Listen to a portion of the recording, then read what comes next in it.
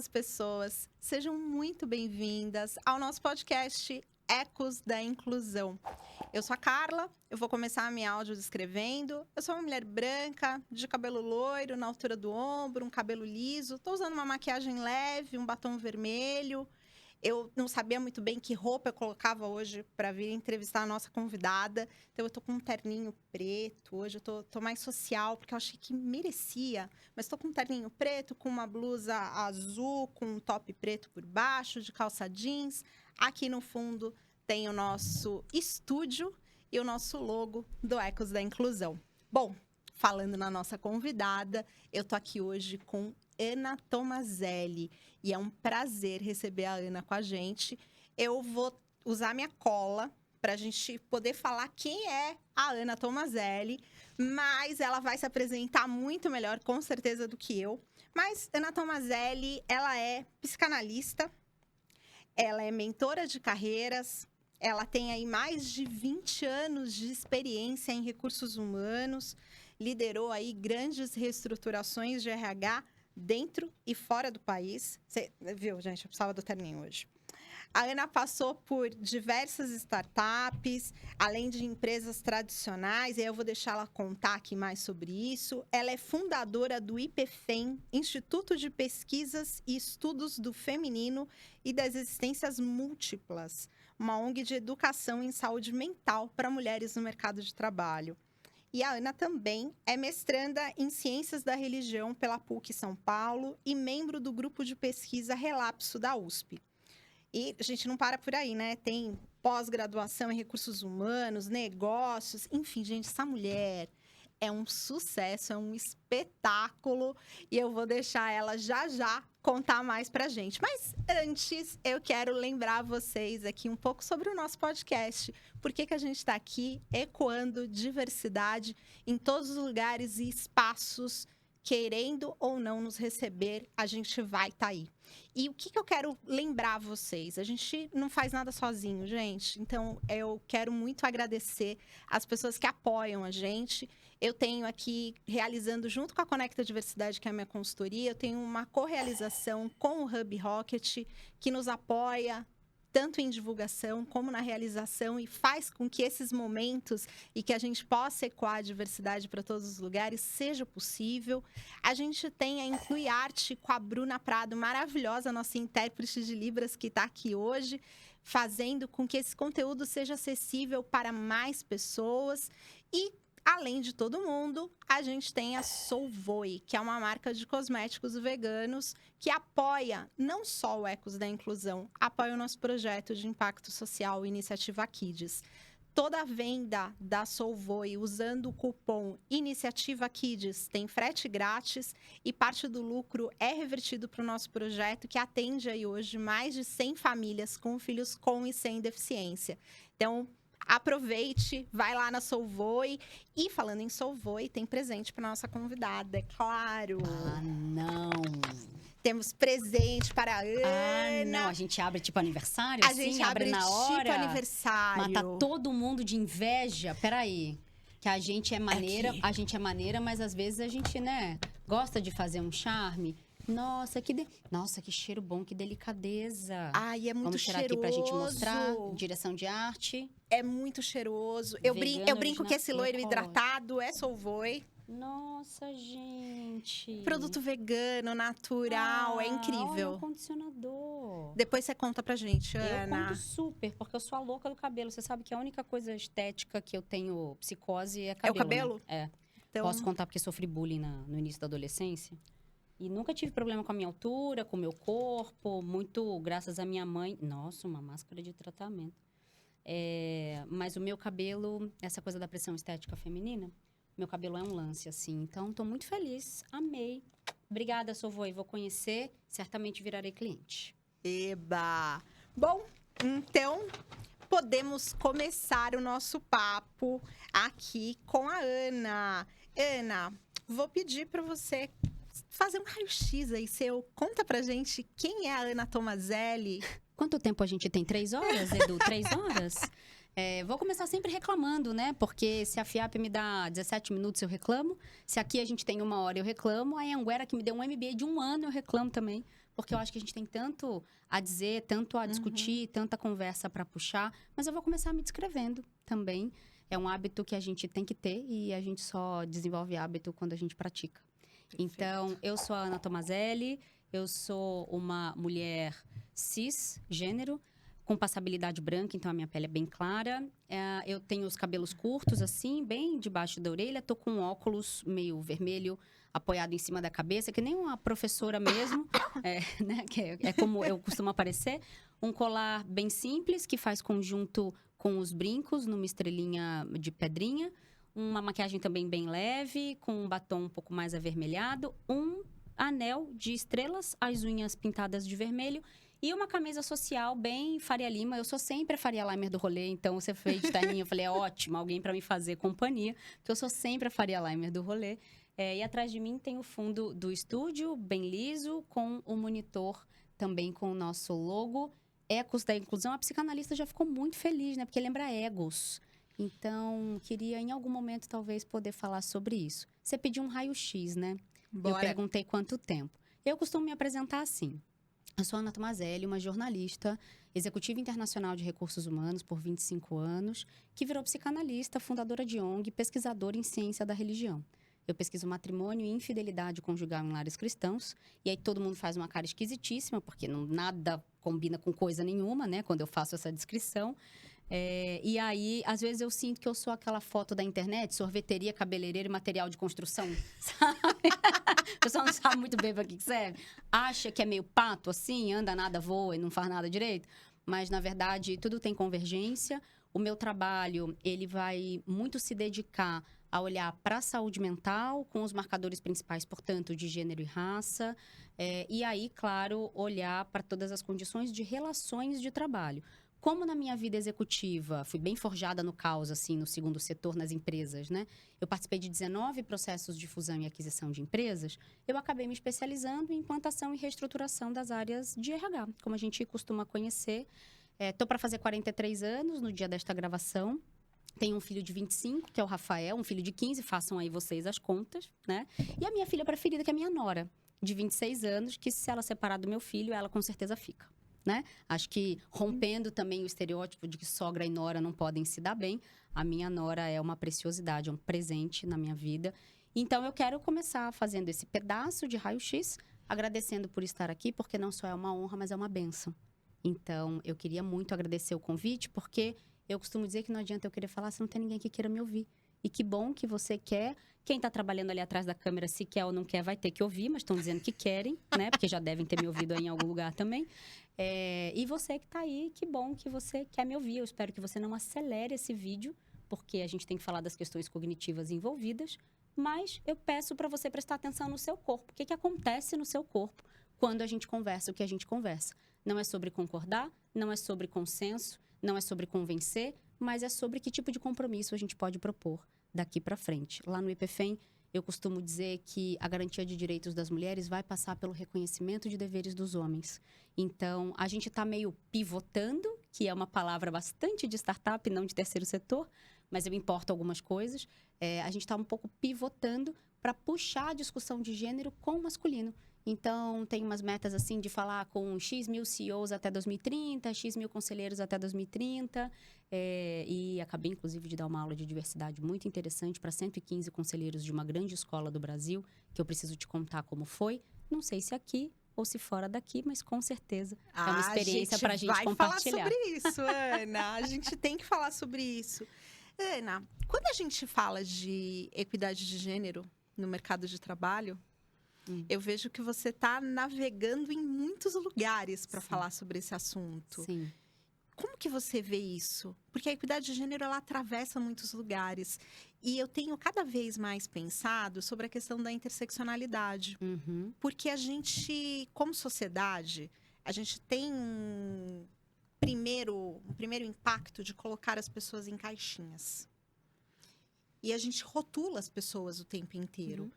Mas as mulheres, por razões históricas, elas são mais rotuladas e mais pressionadas em muitos momentos. Então, Como que você vê esse caminho da equidade de gênero, Ana? Já posso começar com polêmica? Óbvio. Eu tô esperando por isso.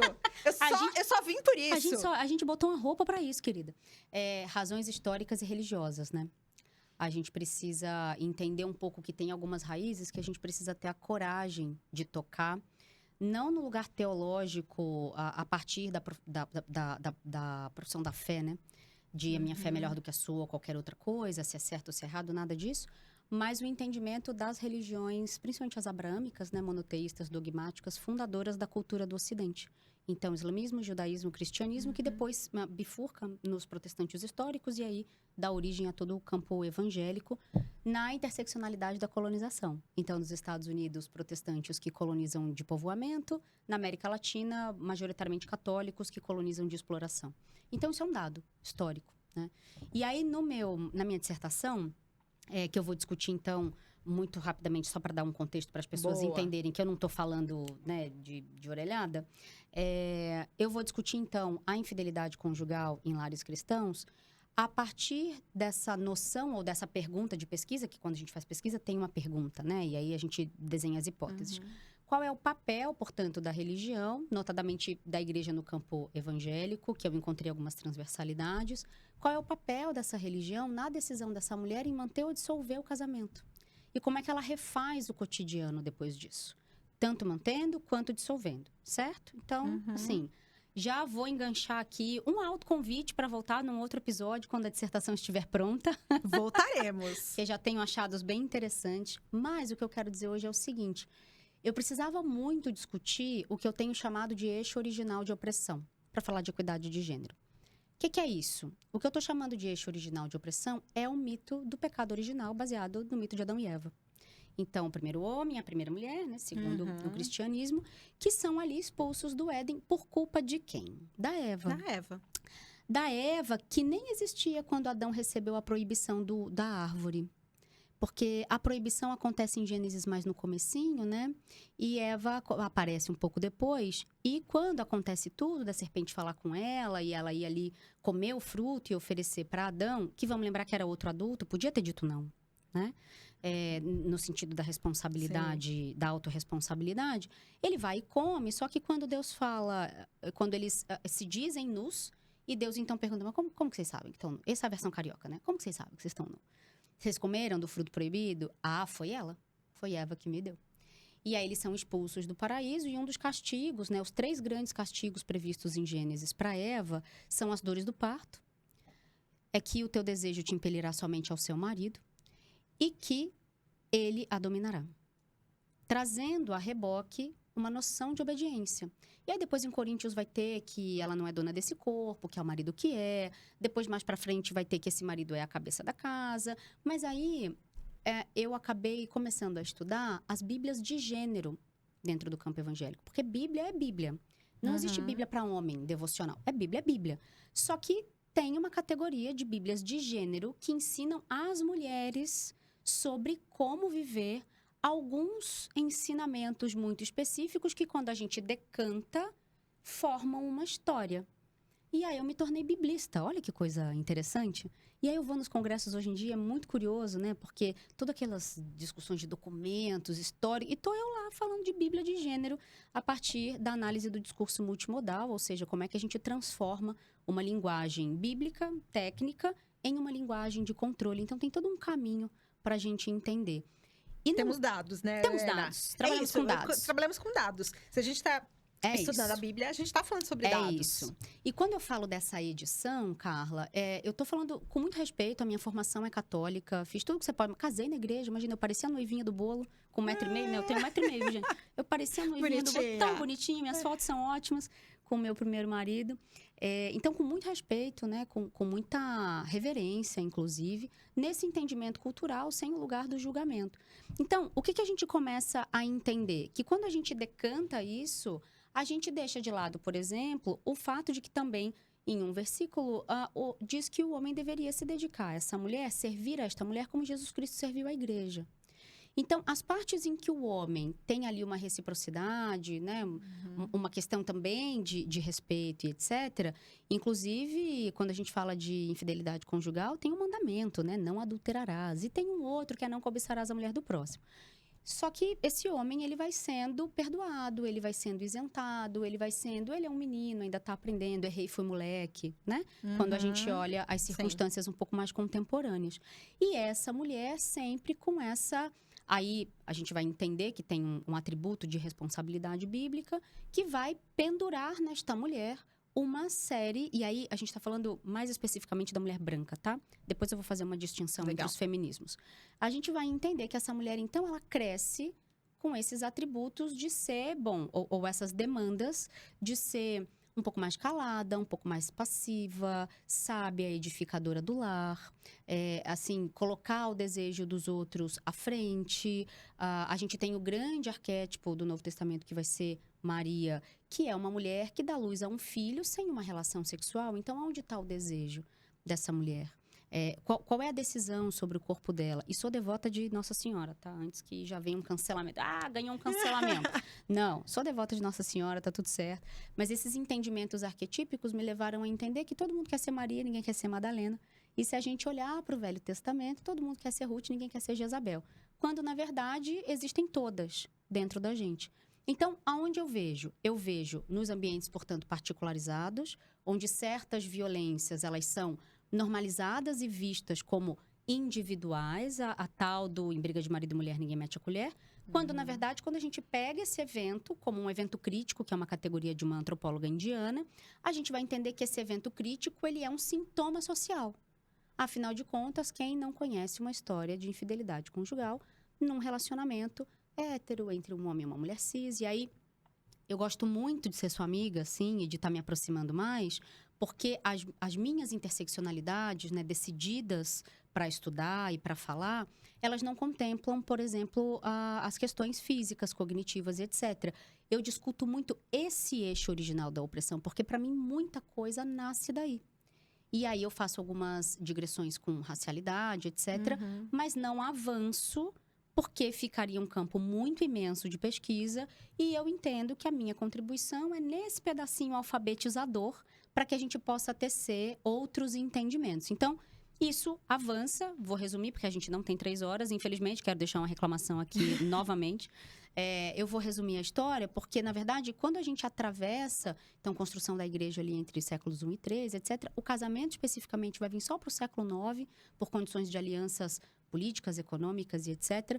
Aí a gente chega no século XX, né? No amor romântico do século XIX e no século XX, com o que eu chamo dos 3 cavaleiros do apocalipse da desgraça do gênero, que são Hollywood, Disney e a publicidade, que vão moldar e vão tornar imagética, tornar semiótica essa mulher e tudo que ela precisa entregar nas roupas, no tipo do corpo, na cor da pele e assim por diante. Então, a hora que a gente entende isso, a gente entende que se nos ambientes particularizados essa mulher ela precisa diminuir para caber, a hora que ela vai para o mercado de trabalho, especificamente a mulher branca, ela também vai com estes atributos espelhados. E aí a gente tem o que no IPFEM a gente chama de assimetrias de gênero.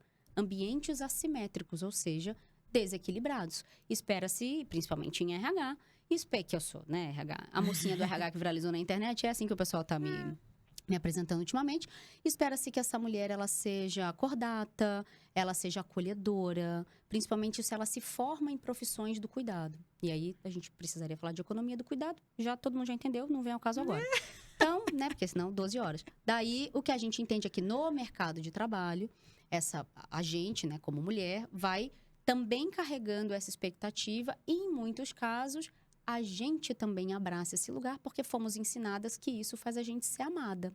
Acho que isso é muito importante da gente estabelecer. E para terminar esta primeira parte longa desta resposta, a professora Cláudia Goldin, que ganhou o Prêmio Nobel de Economia em 2023, ela facilitou muito a minha vida, eu acho que a nossa, porque quando ela ganhou o Prêmio Nobel, todo mundo falou assim, nossa, isso é tudo que você fala. Eu digo, bom, quem sabe não vem um Nobel por aí, não é mesmo? Mas se ela já ganhou, ela é branca, tudo bem, mas assim, já é um começo.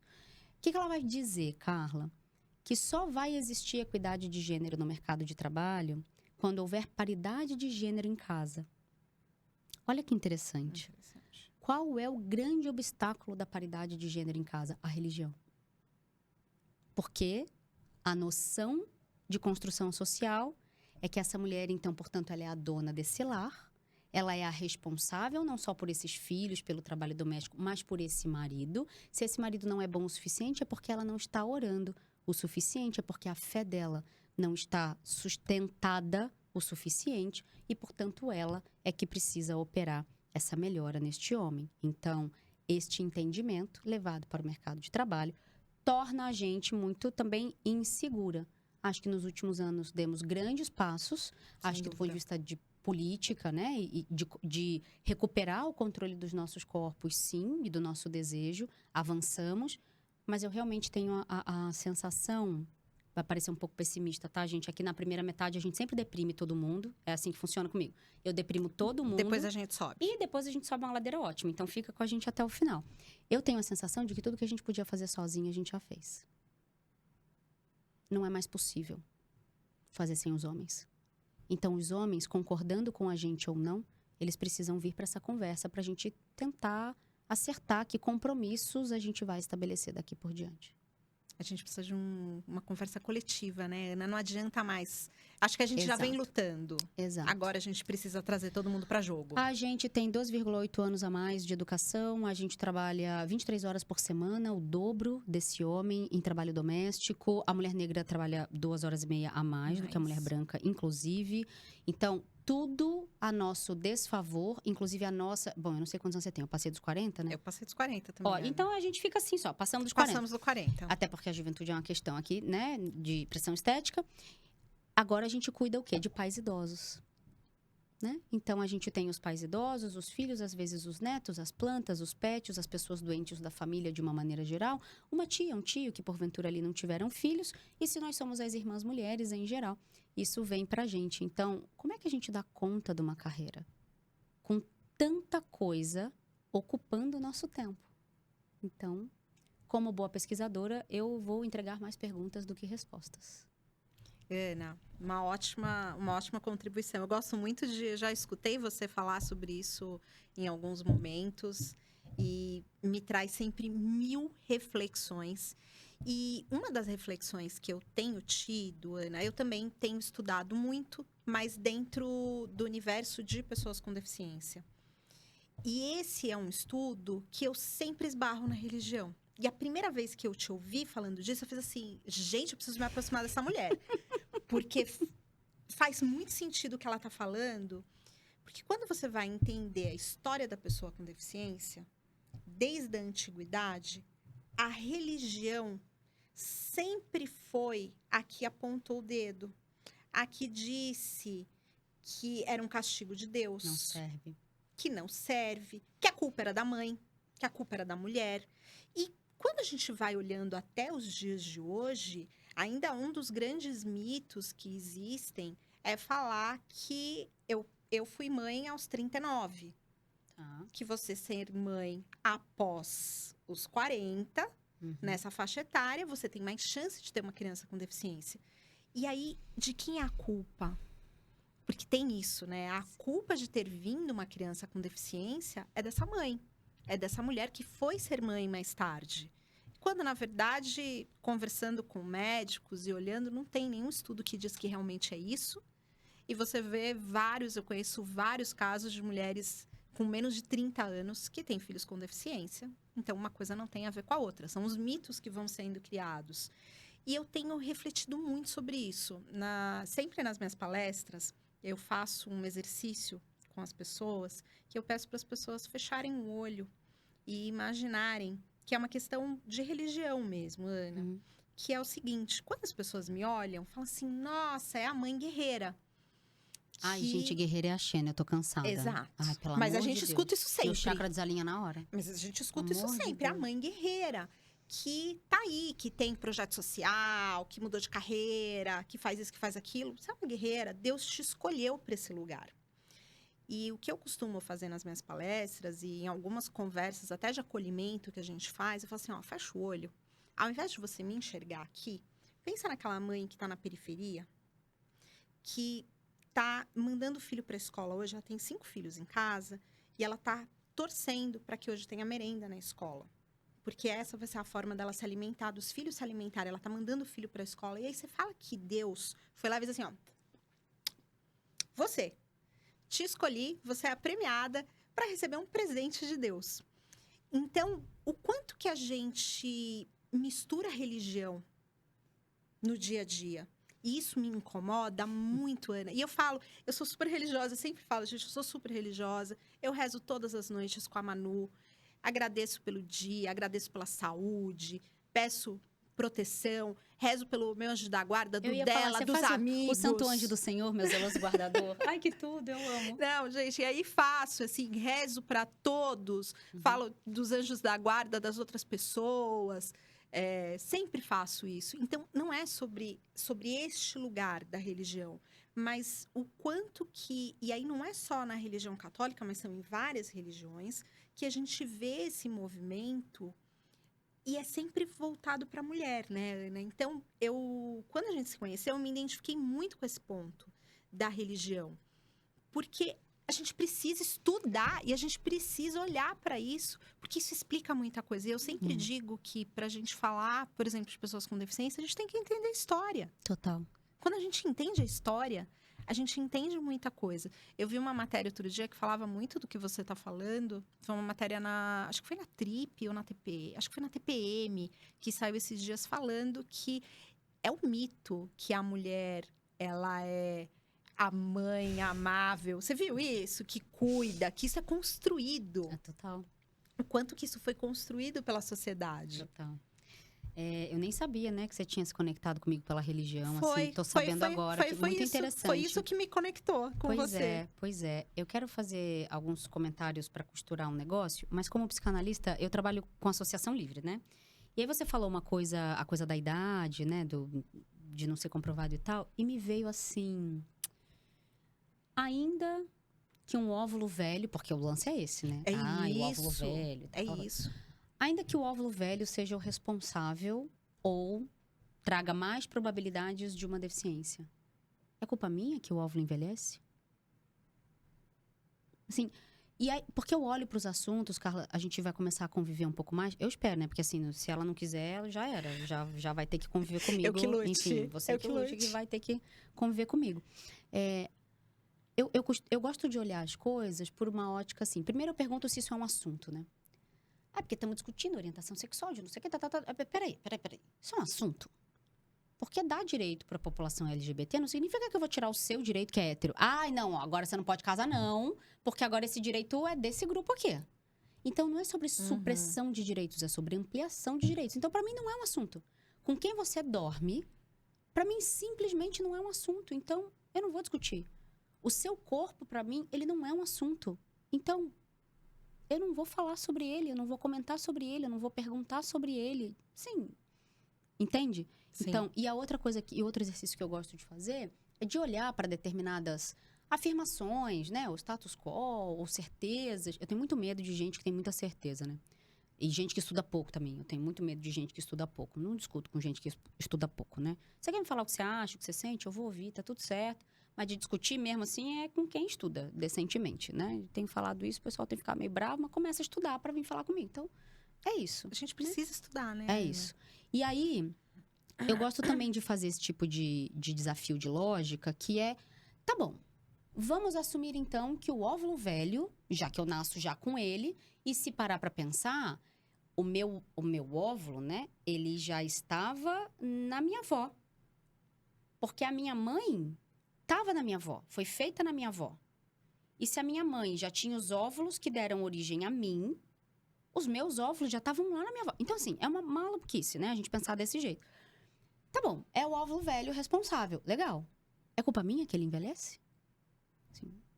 Tô entendendo essa... Mas entra nas escolhas, né, Ana? Inclusive do que você faz com o teu corpo. Pois a escolha do momento que você quer ser mãe. Pois é. Aí a gente vai ter que encostar na lógica capital.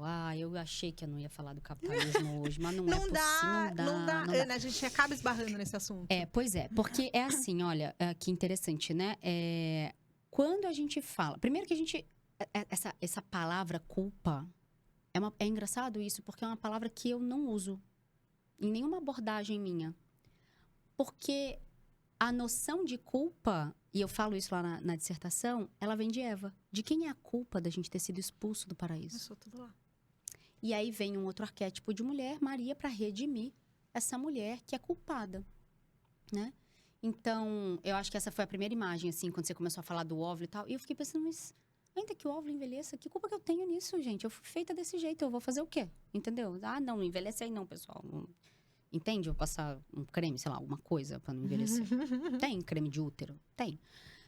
Acho que essa foi a primeira coisa. Botox de óvulo. Né? Vamos botar um botox na trompa de falópio. Pelo amor de Deus, entende? Não duvido nada que a gente avance no controle dos corpos nesse sentido, mas não é um negócio, enfim, factível. E aí, conforme você foi falando, me vieram outras duas coisas. Essa noção de que você foi escolhida dentre tantas outras é o arquétipo de Maria. Mas isso é uma lógica muito reforçada pelo kardecismo. Uma doutrina europeia, ocidental, né? Desenvolvida por um cara, né? O carioca falando, desenvolvida por Allan Kardec, que escreveu 5 livros psicografados, e que vai trazer essa noção que encosta na casta oriental. Entende? Sim. Então, quando você começa a estudar bastante religião, você volta sempre para os mesmos lugares. É muito interessante. É muito interessante. Então, as noções, pegando as religiões mais milenares, então os Vedas, né, o Tao lá na China, enfim, lá no Oriente, quando você pega o próprio judaísmo, né, o Islã, etc., você vai vendo intersecções e quando você vai voltando para os ritos, eu vou dizer assim, menos estruturados, menos sistematizados, você vai encontrando coisas muito parecidas, rituais pagãos, etc. Entende? Sim. E aí, esse lugar da divindade, ele é um lugar muito feminino. Porque, veja só, até a gente parar lá na beira do Rio Nilo e fazer agricultura e confinar animal na pecuária, não se sabia que o masculino, dizem as boas línguas, né? Não se sabia que o masculino participava do ato reprodutivo. Então, veja só, saía uma pessoa de dentro da gente. Do nada, do mais absoluto nada. Imagina o choque, de repente, tá lá, tá fazendo um rim, né? E pum, sai uma pessoa, né? Então, essa mulher, ela sempre era vista de um jeito muito divino e muito mágico, nessa ligação com o alto. Porque antes da gente sistematizar a religião desse jeito, esse lugar da natureza, isso era o divino. Divino era o que a gente também tocava muito. E a nossa noção de finitude, ela data de mais ou menos uns 100 mil anos, que são as primeiras ossadas enterradas. Até então, era meio animal irracional, a noção do aqui e agora, sem a noção do futuro e do passado, portanto, da finitude, certo? Quando a gente confina animal na pecuária, na beira do Nilo, presta atenção, você que fugiu das aulas de história, vai se arrepender amargamente agora, mas eu vou ajudar. Professora, né? A gente tem cercadinho só com fêmea, cercadinho só com macho e cercadinho com fêmea e com macho. E aí começa a se observar que apenas as fêmeas que estão confinadas com macho procriam. Olha que coisa. Aí eles vão falar assim, ué, tem um negócio aqui. Tem né? algo. Tem E aí algo. o que começa a ser observado? Que dar a vida enfraquece. Tirar a vida fortalece. Porque a gente fica frágil na gravidez. Muito. Não é um negócio de ficar doente, nada disso não, viu, gente? Eu não gosto muito de ficar grávida, porque com 1,5 m também é uma kitnet isso aqui, né? Eu passo mal até o 5º mês, no 6º eu já não me mexo. Esses meninos nascem com 50 centímetros e 2,5 kg, e eu engordo do lado de fora mesmo. Mas ficar grávida, pra mim, é muito demandante. Eu acho que pra qualquer mulher, mas... E a gente, essa coisa, ficar grávida, que coisa linda. Eu tive uma gestação de risco. Pois é, pra mim foi muito puxado. A gestação, pra mim, foi muito puxada. Não foi nada lindo, principalmente aos 16 anos, né? Que pode ser um outro podcast inteiro. Você foi aos 39, Pode. Eu fui aos 16, ovacionada, porque meus óvulos eram jovens, mas era jovem demais, não podia. Era jovem demais, não Ué, podia. gente, como não pode? Né? Não tinha internet, a gente já tava aí fazendo um monte de coisa. Não tinha que distrair, né? Então, esse entendimento de que, então, portanto, o masculino passa a participar dessa procriação, nesse entendimento da casta, da vocação, do sofrimento, do perdão, da salvação, das noções de certo e errado. Isso aí a gente emburaca aí, querida. Ana, se a gente for falar... Porque aí tem o outro lado da religião, para as pessoas com deficiência, que também é a pessoa com deficiência que está aqui pagando algo, né? Exato, a Isso noção é outra de karma. coisa que me aflige Amada. demais quando eu escuto. Pois é. Que assim, a pessoa, ela tem uma deficiência, mas sabe o que acontece? É que numa outra vida, Isso. e ela escolheu vir aqui desta forma. E se ela não escolheu, no mínimo ela foi informada, né? Que é o que a gente... Foi informada de que ela tá pagando por Isso. algo. E você é essa boa alma que aceitou receber essa pessoa. Exato. Mas olha como isso tudo desumaniza a gente. Completamente. Você não pode sentir raiva, você não pode sentir tristeza, você não pode lamentar, você não pode nada. É Porque isso. imagina, como é que você vai abrir mão ou ser ingrata com tamanha providência divina? E aí eu acho que é importante a gente falar uma coisa aqui, que é o seguinte. Tá tudo certo com quem acredita nisso. E com quem se conforta nisso. Claro. Tá tudo bem. Tá tudo bem, né? A gente só tá aqui conversando sobre a oportunidade, estamos oportunizando para que mulheres que até se sentem, ok, tô aqui numa missão e etc., mas de vez em quando dói, né? Cansa. E, Ana, eu acho incrível que o assunto tá sempre pautado na mulher. Mas é Mesmo claro. quando a gente fala da pessoa com deficiência, ele sempre tá pautado na mulher. É sempre essa mãe. A gente não escuta falar Isso. do pai. Por isso que você precisa conhecer o Francisco Sogari, do Instituto Gabi, porque ele tá há 25 anos oferecendo... Francisco, vou te ligar. Francisco Miede. Francisco, um grande amigo há muitos anos, com ele eu aprendi... Ele plantou em mim a semente do terceiro setor, e ele precisou desenvolver um projeto paralelo de formação de mães, porque essas mães iam levar essas crianças e esses adolescentes para fazer os tratamentos e etc, certo? Muitas vezes periféricas, moravam distante do lugar, No lugar. e ficavam lá sentadas. Imagina, 25 anos atrás também não tinha telefone. E aí ele começou a ensinar oficinas para Sem essas mães. trabalhar, né? Exato, porque não pode trabalhar, entende? Então, ele começou a fazer algo com essas mães. Pergunta pro Francisco quantas vezes ele viu um pai.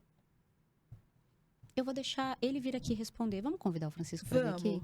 Eu vou deixar o Francisco e a Iracema virem aqui responder. Eu topo. Tá Quantas convidado vezes? já, Francisco? Quantas vezes eles viram um pai sentar naquele banco e não desistir daquele filho? Mas isso diz muito sobre a nossa sociedade, Muito, né, Ana? muito. E o quanto que eu tenho visto aí nos meus estudos e que, cara, preciso estudar ainda muito mais. Ana, eu acho incrível o quanto que você já se aprofundou e segue se aprofundando, Sim. porque é isso, o estudo ele é É contínuo. infinito. 7 vidas. Estamos falando de reencarnação, então? 7 isso, vidas. 7 vidas. A gente Pra... tem É que nem 7 gato, vidas isso aqui. para aprender 10%, Nossa, né? sim. Então, eu acho incrível isso, porque eu acho que tudo sempre acaba indo nesse lugar da religião, e que explica muito do que a gente tem na nossa história como mulher, das opressões que a gente tem no dia a dia, Sim. porque ser mulher é difícil, né? Não é fácil ser mulher É uma festa estranha com gente esquisita, né? o tempo inteiro. É que a religião, eu acho que a gente também desafia uma lógica que é... Bom, a gente desafia a lógica do sofrimento, porque o pessoal que é cristão, eu acho que muita gente esqueceu que o símbolo de Cristo morrer na cruz é para que ninguém mais precisasse se sacrificar. Não é pra gente viver um sacrifício eterno, vendo ele pregado, sofrendo na parede, entende? Mas também não é pra ele ser branco, né? Mas essa é uma outra conversa. Porque onde ele morava lá, dificilmente ele era branco, mas certo? Vamos deixar aqui essa pílula, né? Então, esse entendimento de que, então, esse Filho de Deus, ele se sacrifica para que ninguém mais... Ele une os povos, portanto, traz uma nova mensagem de amor e se sacrifica para que ninguém mais precise se sacrificar. O que a gente faz é o sacrifício que leva para a salvação. Você fala, ai, gente, mas por que a gente precisa sofrer? Então, também tem um pouco disso, essa coisa de guerreira Xena, né? Eu tô cansada. Não precisa... Muitas coisas não são fáceis, mas não precisa ser tão sofrido. Então, acho que sim. Agora, também tem uma coisa, Carla, que eu tenho convidado as mulheres que reúnem alguns privilégios como nós, de passabilidade de cor de pele, altas executivas, que não têm deficiência física, que estão em centros urbanos, construíram algum patrimônio, têm influência. Eu tenho também convidado essas mulheres a fazerem algo com esse privilégio. Também a sustentarem essas posições de não serem amadas, porque eu acho que a nossa geração é uma geração da cisão. a gente já ensina para as próximas que tem coisas também tão importantes quanto, por exemplo, se dedicar apenas ao lar, tá certo? Mas a gente ainda está muito, muito aderida a essa lógica. E às vezes eu tenho a sensação, sabe, Carla, que a gente odeia amar os homens. Porque... Adoro as provocações da Ana. Pois é, porque o machucado vem de todo lado, né? Quando a gente pega as estatísticas de violência sexual contra mulheres, meninas, adolescentes, etc., a gente está falando de uma enormidade. Eu estou falando de mais de 80% de... A violência acontece por pessoas conhecidas em ambiente doméstico, em ambiente, em teoria, seguros. Então, eu sou muito próxima da Cynthia Beth, né, que é a presidente da Plan International, que cuida de meninas. E a gente conversa muito, e a Cynthia foi executiva em RH também, muitos anos, a gente conversa muito sobre isso.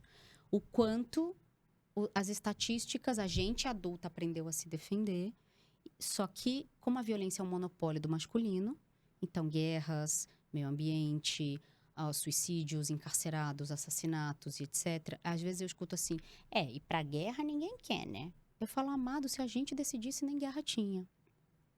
Nem guerra tinha, né? Então é claro que a gente não quer ir pra guerra mesmo, a gente não quer fazer guerra. Não tá. E não é que a mulher é maravilhosa, perfeita, safada, sensata, muitas vezes sim, né? Mas nem sempre, né? Mas tem uma outra lógica e a gente só precisa tomar cuidado para não biologizar essa lógica. De que essa mulher é sempre cuidadora, essa mulher é sempre paciente, porque isso é religioso. E tem essa coisa de, é política, religião, futebol, não se discute. Futebol não tem que discutir mesmo, porque eu sou flamenguista, vai discutir o quê? Né? Agora tô virando mais palmeirense do que nunca, porque os homens da minha vida todos agora são palmeirenses, então funciona E em casa bem somos nesse todos sentido. são paulinos. Pois é.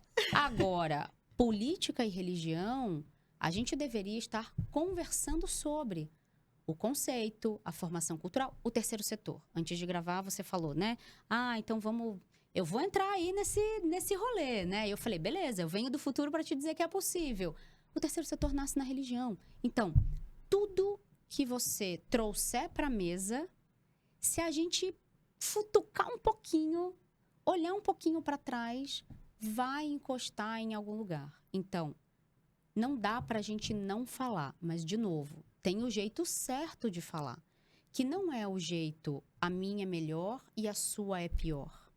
Porque, afinal de contas, a própria Bíblia vai dizer que muitos caminhos levam à morada de meu pai. Então, por que a gente está discutindo que tem um caminho só? Não entenderam nada, né? Não. O fã-clube de Jesus Cristo. Eu costumo dizer, inclusive, que Jesus Cristo nem era cristão, viu, gente? Fica aí, ó, mais um problema. Porque Jesus Cristo não fundou uma igreja. Era judeu. Um judeu, sim, tanto quanto revolucionário, né? Mas ele não fundou igreja nenhuma. Então, a hora que a gente começa a realmente se debruçar sobre a mensagem, eu tenho também uma outra provocação que é... Sabe por que eu acho que a gente não ama o próximo? Conta aí, Ana. Porque qual que é a sua reflexão? O pedido é ame ao próximo como a ti mesmo, né? Será que a gente se ama? Porque se a gente não se ama, eu tô amando o próximo como a mim mesma. Se eu não me amo, eu não vou amar o próximo, né? Então, a hora que você de fato começa a olhar para o que a gente chama tecnicamente de exegeses, né? Para essas leituras literais, simbólicas, históricas, tem o Jesus histórico, enfim, tem muitos caminhos para a gente também estudar tudo isso. Você começa a entender um monte de coisa. Tem um livrinho pequenininho que eu vou procurar para te dar. Já quero. Amor e Casamento no Ocidente Cristão. Algo assim, bem pequenininho mesmo, do Ricardo Vanfas. Muito, muito, muito bom. Então, vejam só. A hora que a gente entende todas essas costuras, a gente não vai produzir um discurso vitimizado. Que essa é a grande coisa, né? Da galera, assim, que não concorda muito com o que a gente faz. Não é esse discurso vitimizado. Só que é o seguinte, a gente que reúne um pouco mais de privilégio, a gente precisa assumir essa liderança, principalmente porque pessoas com passabilidade branca, acho que é a professora Conceição Evaristo que vai dizer, nós fomos muito exitosos em machucar os negros. A gente também tem que saber consertar. Então, a gente tem que fazer alguma coisa. na sociedade. Exatamente. Não é esperar alguém vir ensinar. Não é esperar alguém vir sensibilizar. Eu falo, gente, 2024. Não, sensibilizar. A gente falou disso, né? É coisa que todos os chakras desalinhados. Toda semana, Ana, eu recebo algum cliente que me procura. A gente quer fazer sensibilização. A gente respira e fala, Senhor, perdoai. Eles não sabem o que diz, né? Não sabem o que fazem. A coisa do orar e vigiar. Sabe o que a gente tem feito lá no IPFEM? A gente decidiu promover letramento social, nesse entendimento de que estatística social é estatística corporativa. Afinal, onde estão as 24,6 milhões de pessoas que a OMS diz que tem transtornos ansiosos no Brasil? Não sei. Estão aqui? Não sei. Vocês estão medicados aí, gente, atrás da câmera? Entendeu? Onde é que elas estão? Elas estão nas empresas, obviamente.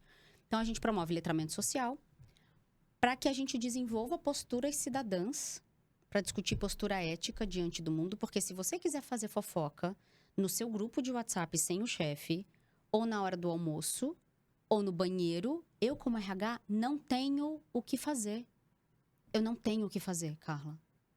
Eu posso ser a melhor empresa, com todo o budget do mundo, com tudo, com todas as... Eu não tenho o que fazer se você decidir ser medíocre. Se a sua vida ela é tão miserável que você dedica o seu tempo a amaldiçoar o lugar onde você trabalha. E as pessoas com quem você trabalha. Eu não sei como é que se prospera num lugar onde não se abençoa. Ah, mas tem que ser tudo lindo? Não, não, não. A gente precisa construir alguma relação aqui. E todo mundo se diz tão espiritualizado, né? Muita gente se diz tão cristã.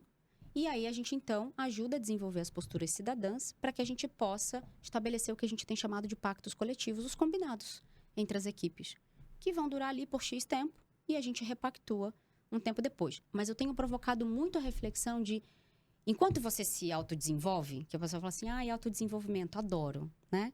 Eu falo, ótimo, excelente. Você passa 20 anos se conhecendo, autoconhecimento. Você passa 20 anos se autoconhecendo, aí chega 20 anos depois você fala, que bosta, não gostei. Você faz o quê 20 anos depois? Então, enquanto você se conhece, vou deixar aqui uma sugestão para minha amiga, dona de casa, meu amigo, né, que está aí vendo a gente. Enquanto você se conhece, decide quem você quer ser. E treina, treina, treina. É difícil sustentar a postura ética diante do mundo, que muita gente pede para eu falar de relacionamento, né? Drogas pesadíssimas. Eu sou monogâmica, assim, sei toda a construção da monogamia, controle de corpos, etc. Mas a minha geração, ela é, entendeu? É isso. Sim. E, né, ali, hétero, drogas super pesadas. Mas eu sempre provoco uma coisa que é o seguinte, para mim, não é sobre o modelo do relacionamento. Até porque outros modelos estão tão cheios de regras e apegos e controles que a gente também está começando a discutir isso em outros fóruns.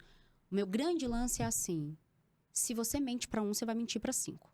Se você não dá conta de falar a verdade para 1, você não vai dar conta de falar a verdade para 2, para 3, para 5, para 10, sei lá, para quanto você quiser. Para o mundo. Porque é sobre a sua postura ética diante do mundo. É quem você decide ser diante do mundo. Ana, e você acha que essa questão da postura ética, a gente está falando aqui da empresa, mas eu acho que não é só na empresa, né? Não. Eu já estraguei seu roteiro inteiro, né? Não, tá ótimo, tá ótimo. Tá não ótimo. Claro que não. O roteiro é só uma base, Ana. O roteiro é uma base pra gente conversando. Mas é bom porque a gente vai conversando. Faço isso. Mas, Ana, posso falar? Mas eu também, o pessoal da produção sabe. Eu escrevo o roteiro e depois eu pergunto um monte de coisa que não tá no roteiro. É ótimo, eu prefiro. Eu prefiro. Não é só sobre trabalho, Carla. É em todos os lugares, né? Porque aquele papo que a gente escutava antigamente, que o cara era uma pessoa no trabalho e outro em casa, não é assim, né? Não, porque principalmente a internet, ela rompeu todas as noções de fronteiras de tempo e espaço, né? A gente é uma pessoa só. Inclusive, eu tenho feito uma brincadeira que é... Eu tenho a sensação... Eu fui kardecista por muitos anos, né? Eu tô, acho que no meu 3º ou 4º trânsito religioso formal. O kardecismo tem o conceito de desdobramento. Né? Não sei se você conhece, mas a gente está aqui, a gente desdobra e pode visitar algum lugar, enfim. Meu grupo de jovens era na federação. Ótimo. Eu estudei na Federação Espírita Brasileira muitos anos, ali na Maria Paula, né? Exato, exatamente. Ali. Parceiras de Federação Espírita, muito bom. E eu tenho uma teoria de que a internet é a gente desdobrado. Então, veja, a gente está aqui e tem um desdobramento nosso ali nos nossos telefones. Nosso Instagram tá funcionando, nosso LinkedIn tá funcionando. Tá tudo rodando. Tá tudo rodando. Estamos vivendo. Certo?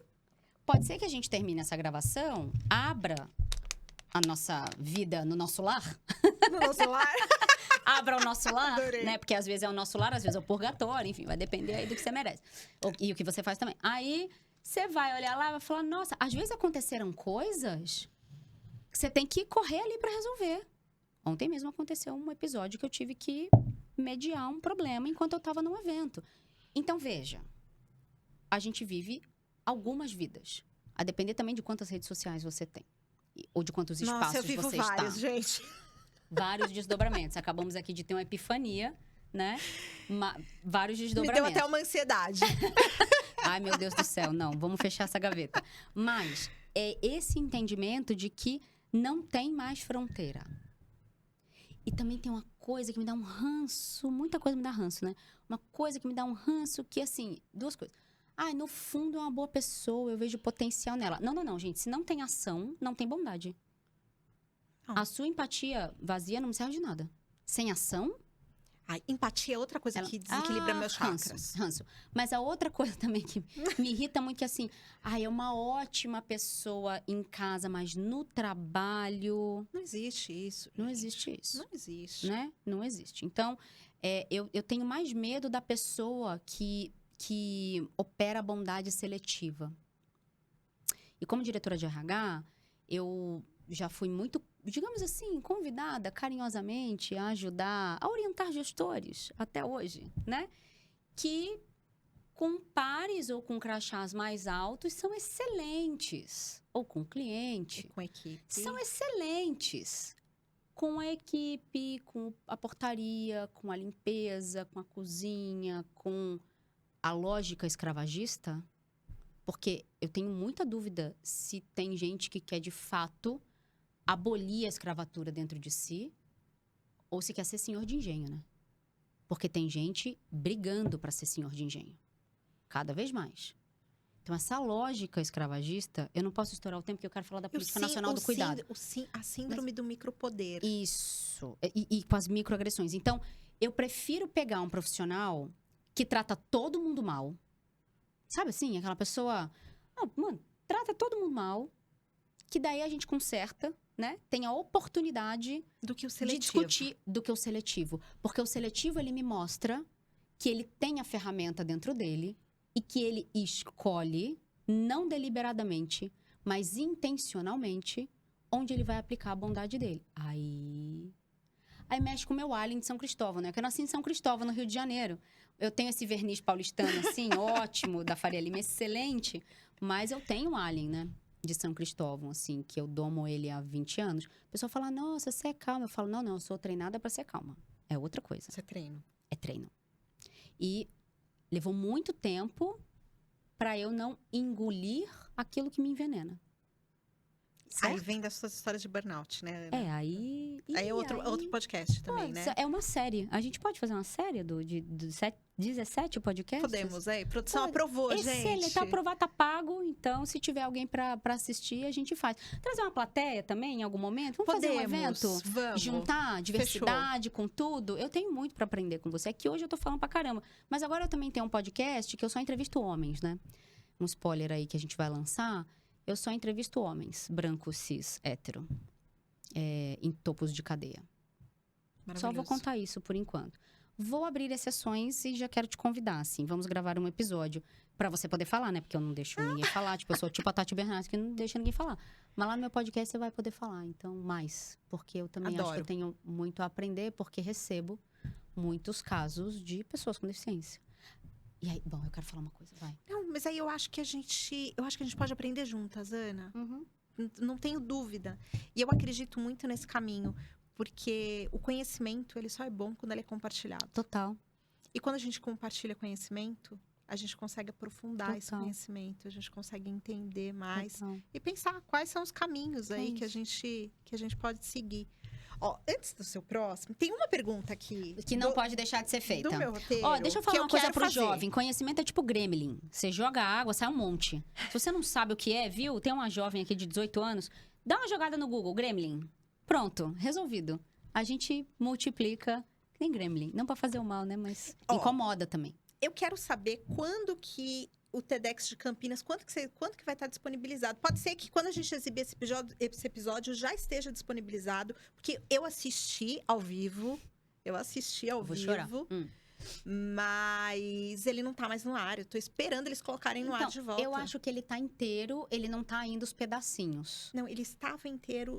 Saiu? Saiu. Vou checar então. Saiu, tô esperando. Tá. E aí, você fez uma provocação ali que me pegou de todas as maneiras, assim. Eu voltei, gritei pro marido na sala, falei assim, vem aqui escutar a Ana. Que era, quem vale o preço de você se abandonar? Eu não posso terminar isso aqui hoje sem você me falar. Eu sei que dá pra gente gravar um podcast inteiro, mas na linha do TEDx. Tá bom. Vou explicar. Conto. Inclusive, os livros que eu trouxe pra você estão lá no carro. Acabei de lembrar que eu esqueci, porque bem louca, né? Ultimamente. Maravilhosa. Que ano é hoje, né? Às vezes, que ano é hoje, gente? Que dia é hoje? Trouxe os livros pra você. E essa frase é a frase que abre o meu segundo livro, chamado Desista. Que é o livro do IPFEM, né? Da ONG, que traz a metodologia de educação em saúde mental que a gente desenvolveu para atender as mais de 9 mil mulheres que a gente atendeu nos últimos 5 anos. 9 mil mulheres. Pois a gente não tá falando de pouca gente. Pois é, que coisa maluca, né? E aí lá no TED eu conto como é que isso se deu. Não vou... Quando você acordou ali, eram 9 mil. 6.138 pedidos de terapia em 24 horas. É no incrível Instagram. essa história. Essa história é incrível. Aí fui lá no meu altar, né? No meu congá, na verdade, enfim, é uma mistura de altar com congá. Enfim, meus filhos, eles dizem que aquilo ali é a ONU, né? Que aquilo ali é o lugar religioso da ONU, porque tem absolutamente de tudo. Eu tô achando que a gente foi separada. A gente foi separada na maternidade. Provavelmente. E aí, eu fui lá e falei, oi, gente, tudo bem? Aí eu faço bem assim no TED, né? Dou 2 beijinhos no meu altar e falo, gente, o que é isso aqui? É sério? Tô acordada? Assim, o que é pra fazer? Mas, resumidamente, é o seguinte. Essa é a frase que abre o livro. Quem vale o preço de você se abandonar. Porque eu, nas histórias, óbvio, de família, amigos, etc. Tenho uma história ancestral grande, com infidelidade conjugal. Vem de bastante longe. Entendi o que eu tinha que fazer com isso e tal. Até chegar em mim, né? Nessa história. Mas eu comecei a perceber... Estudando estatística social também, né? Porque é importante, viu, gente? Estudar o IBGE, né? A gente gosta de dados. Eu falo que assim, eu não gosto de dados Carla Schutz, eu gosto de dados. É isso. E muito embora os dados de hoje em dia não deem conta do que a gente é como sociedade hoje. Acho que principalmente os dados de CLT, que não contempla PJ, enfim. Eu tenho uma questão aqui com a reforma trabalhista ainda a ser discutida. E a forma com que as pessoas interpretam os dados Isso, exatamente, também. Exatamente. Mas aí é um outro episódio, viu, Edu? Tá anotando aí, né? São 19 já. Pra gente falar de afrouxamento de garantia de direitos e, portanto, afrouxamento do compromisso 6 anos depois. Isso é importante da gente olhar também. Mas, essa é a frase que abre o livro, porque eu fui percebendo, dando aulas para 450, né, 350 mulheres na pandemia, o quanto, por exemplo, nós fazemos planos de previdência para os filhos, mas a gente não faz para a gente. Muitas vezes os filhos têm plano de saúde, a gente não tem. Muitas mulheres pagam faculdade para os namorados, para os maridos. Agora, inclusive, tem contrato para dizer o que a gente não é. Né? Tem contrato de namoro pra dizer que a gente não é casado. Não tem união estável. Isso também dá um podcast, Nossa, gente. mas muito. Aí a gente tem que chamar a Priscila Agapito e Nossa, a Ellen Moreno. E essa mesa tem que ter 4 mulheres aqui. Porque essa discussão também é boa, é longa. E ela é muito importante. Mas, então, eu fui percebendo, olhando os dados e olhando o empírico, né? Porque o bom pesquisador, ele vai olhar o campo, tá, gente? Primeiro, e depois ele vai ver se a teoria encaixa ali. O campo me contava um negócio muito interessante. Que quanto mais vetores de angústia ali tinham, mais atributos de abandono tinham. E pior as autoestimas. E aí lá no TED também eu mostro o gráfico das autoestimas. Porque eu comecei a perceber todo mundo muito emburacada, muito escangalhada, como no Rio de Janeiro a gente fala, né? E a gente produziu o índice de escangalhamento também. Tem lá umas coisas muito engraçadas. Para lidar com os assuntos difíceis, né? Talvez de uma forma um pouco mais leve. E aí, eu fui observando pelo campo que, peraí, tem um abandono aqui. Muitas de nós abandonadas por parceiros, por famílias de origem, por políticas públicas e etc., a depender principalmente do local geográfico onde a gente está. Então, se a gente pensar em espaço físico, só para trazer uma imagem concreta, a periferia é mais abandonada do que lugares ricos. É que no Brasil, os lugares centrais, eles também são bem abandonados por outras razões. Mas, se a gente pega os lugares ricos, eles são menos abandonados do ponto de vista de serviço público. Para você tapar um buraco, consertar um poste, recolher lixo, certo? Ter um policiamento, tá certo? Os lugares periféricos, em geral, eles são mais abandonados. Então, o abandono, e aí eu começo lá com o verbete do dicionário, né? Porque eu sou jornalista, obviamente, então bem louca de dicionário. Amo dicionário de tudo. Aliás, se quiser me dar um presente, um recebido, dicionário de qualquer coisa. Tem dicionário de religião, de psicanálise, eu amo. E aí, quando você pensa no abandonar, eu falei, bom, todo mundo aqui está abandonando alguma coisa. E daí eu comecei a comparar, né? Quem estava menos pior, porque não tinha ninguém bom ali, né? Quem estava menos pior e quem estava pior, o que estava abandonando? E aí eu comecei a perceber que quem estava menos pior se abandonava menos. Ou seja, tinha a coragem de se colocar em primeiro lugar, de dar os limites, etc. E assim por diante. Bom, mas aí essa pergunta, eu recebo geralmente uma resposta padrão para ela. A resposta é, e lá no TED aconteceu, porque eu fico parecendo noivo no final, né? Faz uma fila, é muito legal. Aí abraça, chora. Eu só sou touchscreen nesse momento, né? Aí abraço, beijo, uma loucura. E eu sempre recebo a mesma resposta das mulheres, surpreendendo um total de 0 pessoas aderidas ao arquétipo da Virgem Maria, de que só vale o preço de me abandonar um filho. E eu digo, errado. E é raro dizer isso, hein? Que psicanalista não vai dizer certo, errado, né? Religião também não deveria, certo, enfim. Eu digo errado. Errado por quê? Elas perguntam, né? E aí eu falei errado porque isso também é uma construção social, religiosa. O melhor que você pode fazer por um filho é não se abandonar nem por ele. Nem por ele. Porque ele vai aprender num lugar muito íntimo e muito inconsciente, que se você não se abandona, a chance dele te perder é muito pequena. Porque você se cuida, você se preserva, você se coloca em primeiro lugar. Portanto, você sempre vai estar ali íntegra para ele. Então, um filho não é a primeira coisa na nossa vida. A primeira coisa na nossa vida é a gente mesma. Porque só assim a gente consegue se entregar para um filho. Ana, é tão forte, profundo isso. E eu fico pensando que as mulheres da nossa geração e das gerações passadas não foram essas mulheres. Foram e não foram. Porque essa coragem de ficar, essa coragem de permanecer, a despeito de tudo, inclusive num casamento abusivo, ela é sobre um pouco essa coragem. Entende? Porque muitas mulheres não tinham e não têm como se sustentar, por exemplo. Então, você me trouxe um outro ponto de vista. Porque quando eu olho, eu falo assim, cara, essa geração não teve esse olhar. Eu acho que agora essa nova geração, as novas mulheres estão olhando mais para isso. É isso, parabéns para nós. Não tem retrocesso, Carla. Não tem retrocesso nenhum. O processo histórico é isso aí mesmo. Ninguém... a transição... Eu falo isso sempre nas minhas aulas. A transição do feudalismo para o capitalismo. Parece que a gente dormiu trocando galinha, acordou trocando moeda. Vai cuspir água. Acordou trocando moeda, né? Falar, não, agora... na câmera. Hoje não estamos... O Edu vai brigar com a gente. Já bati na mesa, já desobedeci ele todo. A gente, não, hoje eu não tô aceitando galinha, não, que agora a gente só aceita moeda. Não foi assim que aconteceu. E aí o Emicida fala uma frase... Eu gosto muito do Emicida, né? Ele fala uma frase que é... Desse lugar confortável chamado futuro, é que a gente sistematiza as coisas que passaram. Então, a gente está num processo histórico, certo? Perfeito. Que vai e volta, dói. E acho que é o Will Smith que fala que o racismo não aumentou, ele só está sendo filmado. Então, a hora que a gente entende que a gente que não está com a bota do policial no nosso pescoço também deveria ter pressa. Você lembra do Betinho que dizia quem tem fome tem pressa? É isso. Sim. Entende? Então, essa noção... E aí tem uma última coisa que eu preciso falar. Quanto tempo a gente tem? A gente já Não, estourou a tudo, gente né? já estourou tudo. A gente já tá aqui o quê? Na mão de Deus. A gente já vai ter... O Edu vai ter que fazer 2 partes do episódio daqui a pouco. Tem aquela música que eu canto às vezes lá em casa. Segura na mão de Deus, né? A gente já tá aqui segurando a mão de Deus, indo. Porque eu não posso deixar de falar uma coisa... que toda essa conversa de diversidade, de pessoas com deficiência e tal... Então, eu quero só falar uma noção conceitual...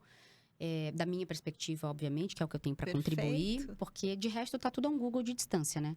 Aí eu falo assim, gente, o negócio é o seguinte, o meu valor é o que eu invento com o que eu estudo. É o que eu produzo de pensamento crítico, porque senão você vai no Google e assim, você pega, tá tudo certo. Mas a gente precisa desse pensamento crítico, né? Total. Porque cada vez mais eu acho que a gente não tem pensamento crítico. Isso. A gente tem Google e ChatGPT, né? Mas por causa... podcast 19, episódio 20. Porque a gente deveria falar de sucateamento da educação básica pós-ditadura, né? Aí é uma outra conversa também. Nossa. Por isso que tem a mão de obra que a gente tem hoje. Não tenho roupa pra vir nessa conversa. Vem pelada. A gente vem Posso pelada. vir? Tá tudo certo. Põe umas tarde aqui nem no TV isso. Pirata, sabe? Edu, tá preparada pra fazer tá isso? preparada, tá excelente. Muito bom. Aí eu trago a namorada, ela traz o marido, pronto, já fica todo mundo bem. Meus filhos, toda vez que eu faço esse tipo de brincadeira, meus filhos são muito tímidos, né? Um mais do que o outro, o paulistano mais do que o carioca. Eles falam, precisa. Precisa. Eu falo, precisa, sabe por quê? A sua mãe tem um corpo que deseja. Foi por isso que vocês nasceram. Maravilhosa. Sua mãe transa. Né? Maravilhosa. Eu vou crescer, eu vou vir na casa da mamãe. Vai dar de cara com meu namorado pelado. No sofá. Precisa. Pra você entender que depois que você vir adulto e vai embora, esta casa é o meu corpo. Não está à sua disposição. Então, não tem livre acesso. Entende? Não tem livre acesso. Eu não sei como é que meus filhos, eles são ótimos. Porque, assim, foi uma maternidade diferente, digamos assim. Fazem trabalho doméstico desde sempre, porque eu falo que pra fazer trabalho doméstico não precisa de vagina. Precisa de mão. Né? E na nossa casa, todo mundo tem mão. Então, todo mundo vai fazer. Todo mundo suja, todo mundo vai limpar. Perfeito. É prático. Eu sou virginiana, né? Vamos lá, então. Vamos lá, pra terminar. Pra gente terminar. Tá. Traz esse Vou trazer bem rapidamente. Ponto de vista. Meu ponto de vista é o seguinte. Toda vez que a gente discute diversidade, essa palavra que ficou tão na moda nos últimos 20 anos e que me dá um ranço enorme do uso comum que a gente começou a fazer dela, dessa vala comum de verdade, assim como propósito, empatia, né? Enfim, a gratidão, tudo bem, tudo certo. Mas, enfim. Gratiluz. Isso, suco verde 5 horas da manhã, saudando o sol e tal. Eu sempre faço uma provocação que é o seguinte. Vocês já pararam para se perguntar... Eu vou falar ali. Fala. Vocês já pararam para se perguntar que a diferença é uma condição da vida? Porque assim, eu e a Carla somos mulheres, né? Cisgênero, passabilidade branca, héteros, lindas. Temos essa qualidade aqui, essa intersecção. Mas a gente é completamente diferente. Quando você olha para a natureza, mesmo as árvores de mesma espécie são diferentes, os animais são diferentes. Então, a diferença, ela é uma condição da vida. Ponto. Por que é que algumas coisas a gente chama de diverso? A grande pergunta que as pessoas deveriam se fazer é: diverso em relação a quê? Diverso em relação a quem? Diverso em relação a que função? Em relação à lógica da produção. Em relação a um corpo. Voltamos forte, ao capitalismo. Sempre, né? Então, assim, drogas pesadíssimas também. Que pra mim tá tudo bem, né? É meio, assim, não temos nada provadamente, né? Enfim, melhor nesse momento. Estamos aí lidando com ele. Fazendo redução de danos e atuando pra gente inventar um novo jeito de trabalhar. Então, quando a gente olha pra lógica de produção e olha pra Revolução Industrial e olha pros padrões, etc., a gente vai entendendo que a gente vai chamar de diverso não aquilo que a maioria na sociedade, como as mulheres, não aquilo que também a maioria na sociedade, pessoas negras. Pessoas negras devia ser diversa no Brasil? Mulher é diversidade no Brasil, Eduardo? Ele tá fazendo que não atrás da câmera. Entendeu? Então, minorias e minorizados. Então, isso, subrepresentados, etc. Por isso que a gente parou de chamar de minoria. Agora, esse conceito de maioria também, ele é muito complexo. Por quê? Tem gente com 2 pernas, tem gente com 1 perna, tem gente sem perna nenhuma. Tem gente com 1 braço, 2 braços, entendeu? Sem braço, com um olho que enxerga. tem gente que tem ouvido absoluto. Então, eu que não tenho ouvido absoluto deveria ser considerada uma deficiente. Uma pessoa com deficiência. Porque eu não tenho ouvido absoluto. Eu sequer consigo me localizar geograficamente. Eu atravesso a rua e me perco. Atravessando a rua. Entendeu? Eu não sei cantar. Eu tenho que andar com GPS. Eu não sei tocar um instrumento. Eu não tenho quase inteligência matemática. Eu me forcei a ter por ser executiva, fazer orçamento de não sei quantos países. Ok. Eu monto um orçamento lindo num quadro de vidro. Me põe, amada, para fazer uma macro no Excel. Não sai. Eu descobri Entendeu? isso sendo empreendedora, que eu não sabia fazer essas coisas. É isso. Não sai. Então, Sem olhar a planilha. O meu grande lance é o seguinte. A gente está chamando de diversidade o quê em relação a quem? E com qual, considerando qual função? Então, eu vou deixar essa pergunta aí para o episódio número 21, que a gente vai gravar, e terminar dizendo que eu participei de uma mesa lá na PUC, que é a minha casa. Inclusive, quero te convidar no segundo semestre para você assistir algumas aulas no programa de pós-graduação em Ciência da Religião, lá na PUC. Vou amar. Tem os melhores professores Vou da vida, amar. Vou grandes amar. personalidades no mundo dos assuntos. O meu orientador, que é o Enio Brito, assim, não tem nem palavras, 80 anos, assim, uma loucura. Então, quero te convidar para assistir nossas aulas de 3 horas. Nossas aulas duram 3 horas e a gente não cansa, é uma loucura, é muito incrível. Então, já está convidada. Eu participei de uma mesa na PUC, só que no Núcleo de Estudos Acadêmicos de Terceiro Setor, o NEATS, junto com a Laís Figueiredo Lopes, que é advogada do IPFEM, que eu vou te indicar também. Laís tem que estar aqui em algum momento. E a Queca também, do SBSA. E ela liderou, né, e convidou ali uma mesa para discutir a Política Nacional do Cuidado, que você já deve estar mais íntima dela. Uhum. Mas a Mari Manzini, ela apresentou o Marco Nacional do Cuidado. Depois eu te mando esse link, foi muito incrível. Por quê? Já quero. A gente eu discuti menos a perspectiva da pessoa com deficiência, porque não é o meu campo de estudo, mas eu fui logo a primeira a falar depois da Mari, e eu discuti algumas questões transversais e alguns muros que eu enxergo no Marco Nacional do Cuidado.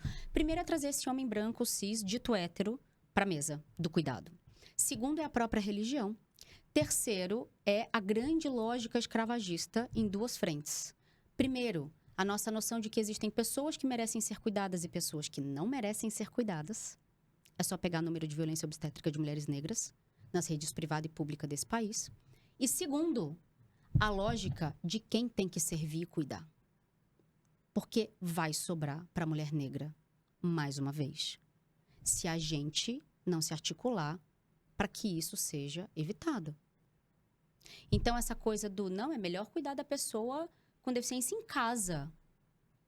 E quem que cuida em casa? Fala aqui você pra mim. Se não tivesse mulher na sua família, ia ter ceia de Natal?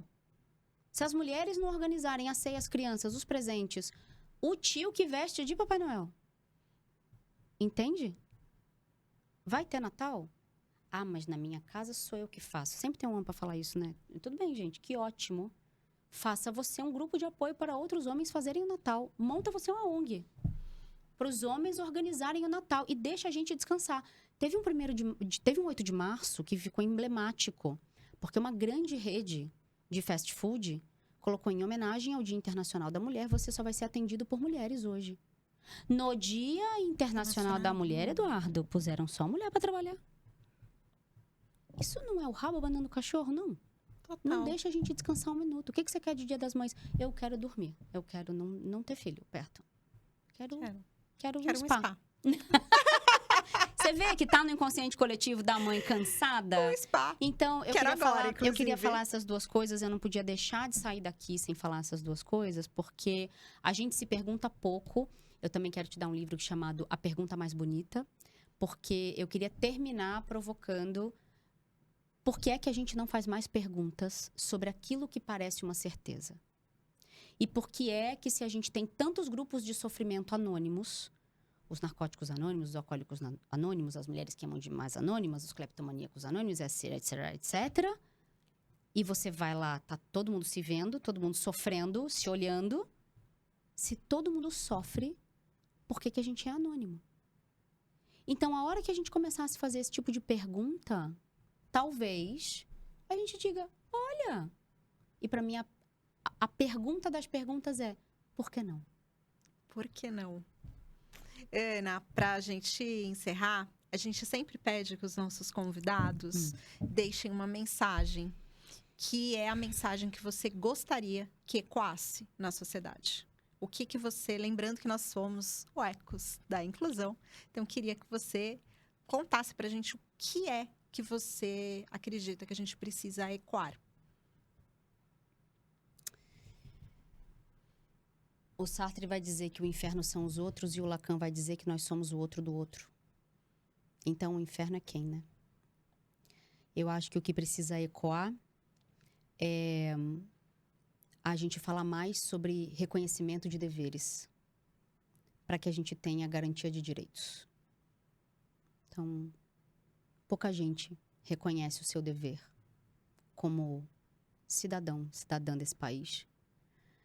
Nesse entendimento de que esse país não é de ninguém, ou ninguém faz nada.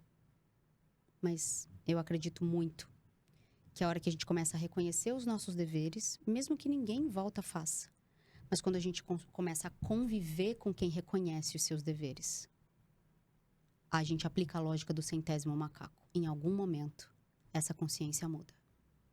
E a gente faz parte de algo no tempo. 100 anos atrás, a gente não podia votar. Alguém se levantou e provavelmente não votou. Hoje a gente faz o quê? Então, como diz o budismo, a gente se refugia no Buda, no Dharma e na Sangha, sendo a Sangha o grupo de pessoas que sustenta a mensagem do Buda através do tempo. Para mim, é isso que a gente faz. Uau! Gente, que episódio incrível! Meu dia de hoje não podia ter começado nem terminado melhor. Porque a gente tá horas aqui, né? Eu tô com a impressão que eu tô já 24 horas com a Ana. A gente tá parecendo o Brasil, o milagre econômico brasileiro da década de 70. 50 anos em 5. Não parece? Edu vai ter um trabalhão aqui. Nosso produtor vai ter que quebrar isso aqui em 500 episódios. Mas eu queria agradecer muito, Ana, pela generosidade de compartilhar teu conhecimento, de compartilhar teu ponto de vista, de fazer provocações, de trazer isso à tona. Acho que cada vez mais a gente precisa provocar as pessoas, se provocar e buscar mais conhecimento. Então, te agradeço muito pelo dia de hoje. Com certeza vamos ter outros dias aqui juntas, não só aqui, mas em outros lugares. E eu quero agradecer a você que nos acompanhou aqui até agora. Aproveita, manda comentário, salva, compartilha com os amigos. E aqui a gente sempre responde. Então, se você quiser perguntar alguma coisa, se algo aqui ecoar muito para você, manda pra gente. A gente divide com a Ana, a gente responde para você. Um beijo enorme a todos. E a Ana vai falar mais alguma coisa antes de dar um tchau. Eu só quero... Você agradeceu. E a psicanalista, gente, é um problema. Eu só quero agradecer mais uma oportunidade de fazer da minha palavra um grande feitiço. Muito obrigada. Eu que te agradeço. Muito bom.